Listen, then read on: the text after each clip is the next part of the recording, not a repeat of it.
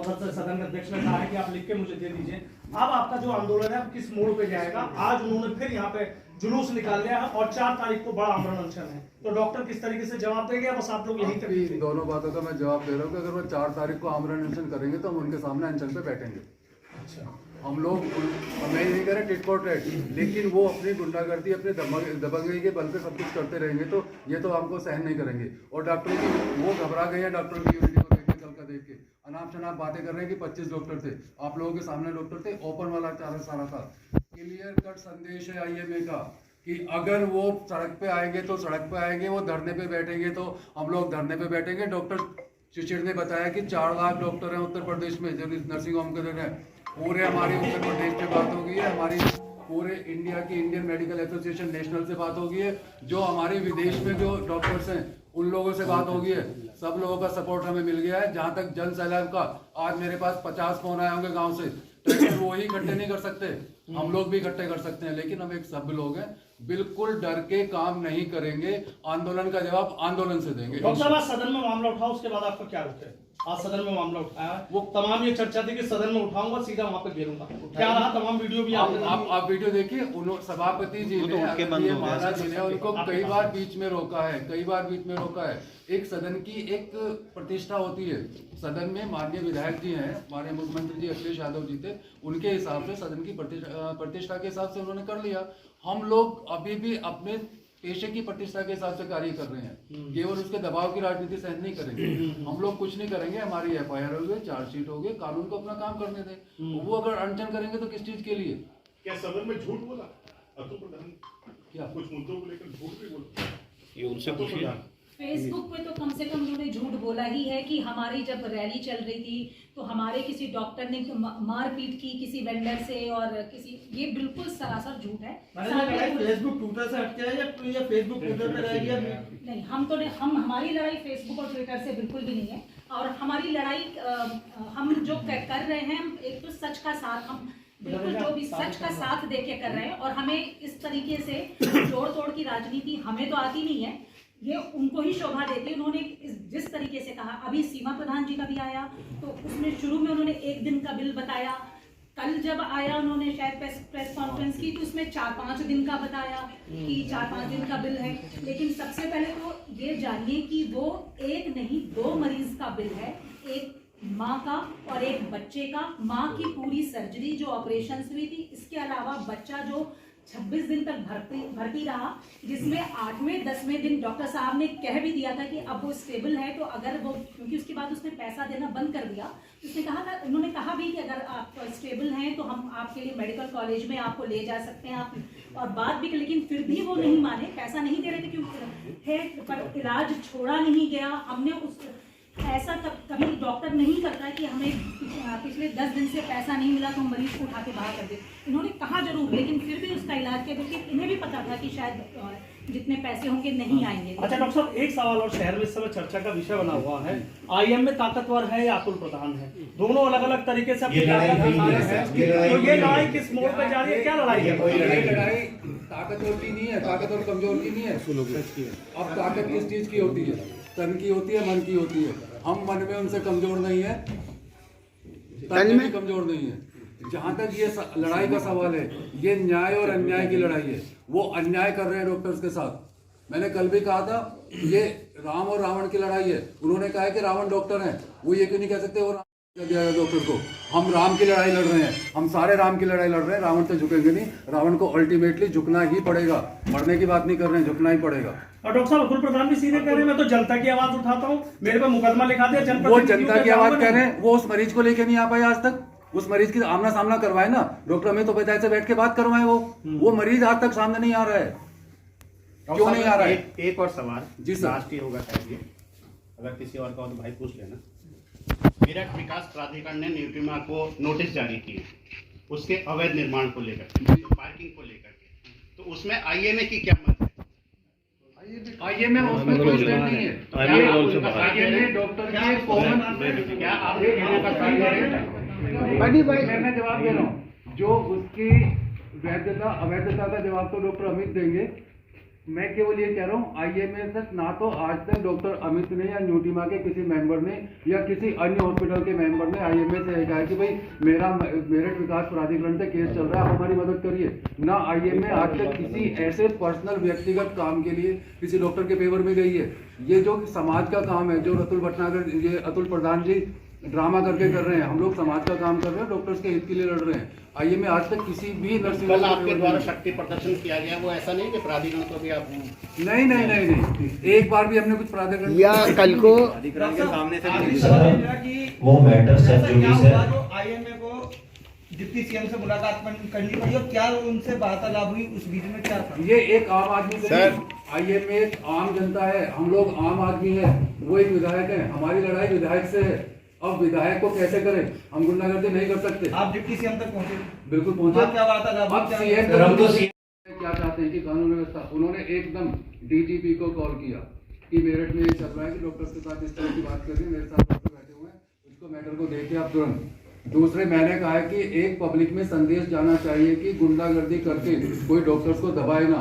उन्होंने कहा डॉक्टर शीघ्र आपको ये संदेश मिलेगा। और आज की जो सभा में कार्यवाही हुई है, एक विधायक है गलत बात करेंगे। कल आपने भी शक्ति प्रदर्शन दिखाया, उसमें कहा कल आपकी तरफ से भी एक शक्ति प्रदर्शन था डॉक्टर के साथ, क्या करें आदमी है।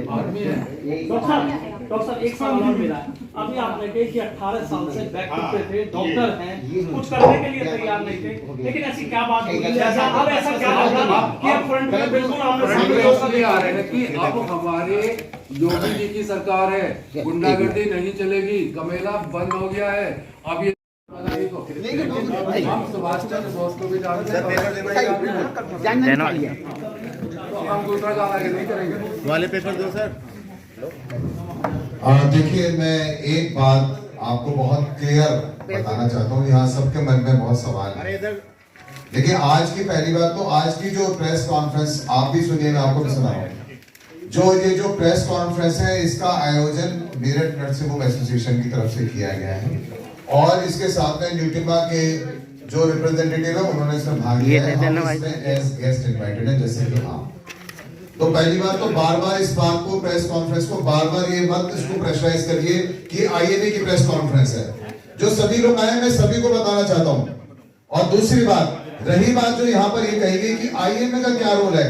IMA is a very broad and a big, IMA बिल्कुल रिकॉर्ड करिए आप, IMA is a very big and a very broad association जिसका कभी कोई ट्यूबल अप्रोच नहीं हो सकती, यानी कि एक फोकल अप्रोच आउटलुक नहीं होता है। मैं यही सब आपको बताना चाहता हूं। आईएमए का सबसे पहला स्टैंड और हमेशा रहा है, जो कि हमने उप मुख्यमंत्री को भी कहा है, जितने भी लोगों से हम यहाँ मिले हैं, जितने भी अधिकारी और पुलिस डिपार्टमेंट से मिले, हमने सबसे पहली बात यही कही है कि आईएमए कभी भी अपने किसी भी डॉक्टर या हॉस्पिटल में अराजकता को नहीं स्वीकार करेगा। यही शब्द मेरी छापी आप। हम किसी एक व्यक्ति विशेष या किसी एक हॉस्पिटल या हम आईएमए किसी एक विशेष बात के लिए नहीं है।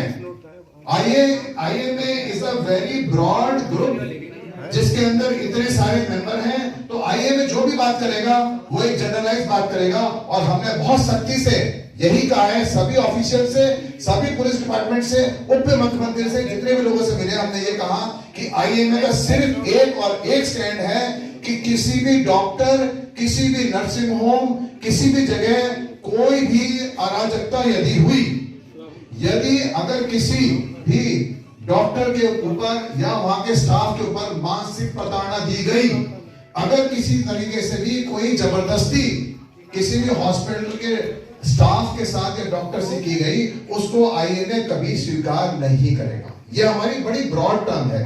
और ये क्यों नहीं हो पा रहा था अब तक? क्योंकि मेडिकल प्रोटेक्शन एक्ट जो कि 2018 से लागू है उत्तर प्रदेश में, परंतु उसका पालन यहाँ नहीं हो पा रहा है। क्यों नहीं हो पा रहा है? क्योंकि ऊपर से कोई सख्त डायरेक्टिव यहाँ नहीं है, कोई सख्त डायरेक्टिव यहाँ नहीं है। और हमने यही बात सबसे कही है कि इस जो मेडिकल प्रोटेक्शन एक्ट है, इसको सख्ती से यहाँ लागू करा जाए, पालन करा जाए। और इसकी जो धाराएं हैं, यदि कोई भी व्यक्ति, मैं इंक्लूडिंग अतुल प्रधान जी भी कह रहा हूं, अगर कोई इस एक्ट को ढंग से अगर पढ़ ले तो वो हिम्मत नहीं कर सकता कि वो हॉस्पिटल में जाकर के इस तरह के अराजकता करे, चाहे कोई भी हो। तो जब इस एक्ट की नॉलेज ही नहीं है। ये आप लोगों का भी फर्ज है कि आप इस एक्ट को सब जगह प्रकाशित करें और लोगों की नॉलेज में लाएं कि हम क्या कहना चाह रहे हैं, हम क्या करना है। यही बात हमने मैंने ही कहा, उन्होंने तुरंत फोन करा डीजीपी को कि देखिए ये एक्ट ऑलरेडी है, ये पालन नहीं हो रहा है, इसका पालन कराइए। सभी पुलिस सारे पुलिस स्टेशन में और सारे पुलिस डिपार्टमेंट को उसको सर्कुलेट करिए। और उसके अंदर एक्ट के अंदर बिल्कुल क्लियर लिखा हुआ है कि यदि कोई भी व्यक्ति अराजकता करता है और ऐसा माहौल करता है कि हॉस्पिटल की वर्किंग में, किसी डॉक्टर की वर्किंग में या और आईसीयू की वर्किंग में अगर व्यवधान पड़ता है, उसकी वजह से अगर और पेशेंट्स के काम करने में फर्क पड़ता है और उसकी वजह से कोई पेशेंट सीरियस होता है, तो उसका सारा का सारा उसका जो दंड है, जो वहां अपराध करने आया उसके ऊपर होगा। और जो भी नुकसान अगर वो करते हैं हॉस्पिटल में कहीं भी, उसका दंड तिगुना 4 टाइम उसकी पेनल्टी लेकर के उससे वसूला जाएगा। गलती जाएगी और ये पूरी बात सुनिए पूरी। और ये अपराध जो है नॉन बेलेबल है। मैं चाहूंगा ये बात बिल्कुल ना पहुंचाइए। It's a non bailable offence, जिसकी जो जमानत होगी वो हाई कोर्ट से होगी। तो अगर ये सिर्फ ये प्रावधान आप अपने न्यूज़पेपर में छापें और सारे पुलिस स्टेशन में जाएं। हम लोग जाते थे पुलिस स्टेशन में, क्या होता था, नहीं ये तो हमको पता ही नहीं है, ये कौन सा एक्ट आप बता रहे हो। ये समस्या थी अब तक। जब हमारी आवाज को कहीं सुना नहीं जा रहा तो क्या हो।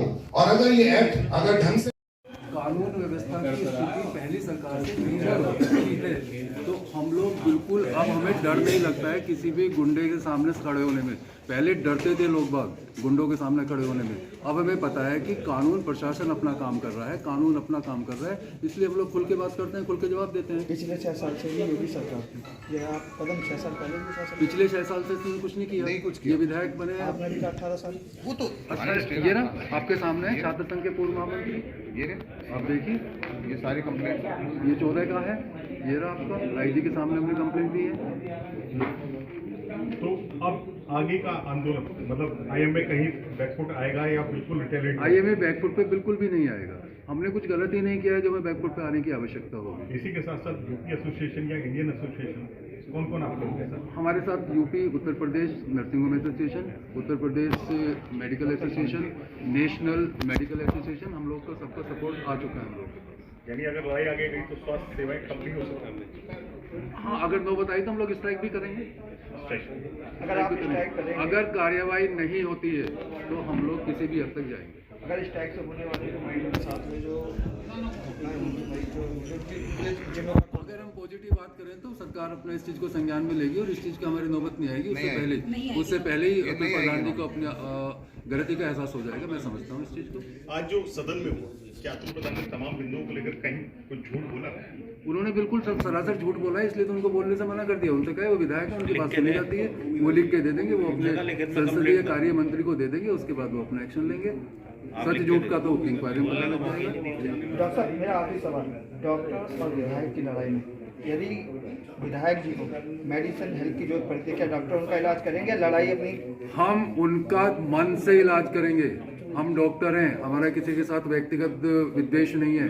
ईश्वर करे उनको हमारी जरूरत ना पड़े, लेकिन अगर कभी जरूरत पड़ती है, मेरठ का कोई भी डॉक्टर अपनी जान लगा के उनका इलाज करेगा, उनका, उनके परिवार का, उनका किसी और का। भैया डॉक्टर जब आप पेशेंट आता है ना, कभी पैसे भी नहीं मांगता, सीरियस पेशेंट आने लग जाते हैं, इलाज करो, जाति क्या है, पैसा भी जब मांगा जाता है, जब पैसा भी जब मांगा जाता है, जब सेटल हो जाता है पेशेंट। ये मैं थोड़ा सा सर आपका क्या आदेश है? बस सर है कि हर माननीय सदस्य को इस सदन के द्वारा अपनी निधि से 25 लाख रुपए सालाना देने का अधिकार दिया गया है। और यही नहीं, मुख्यमंत्री राहत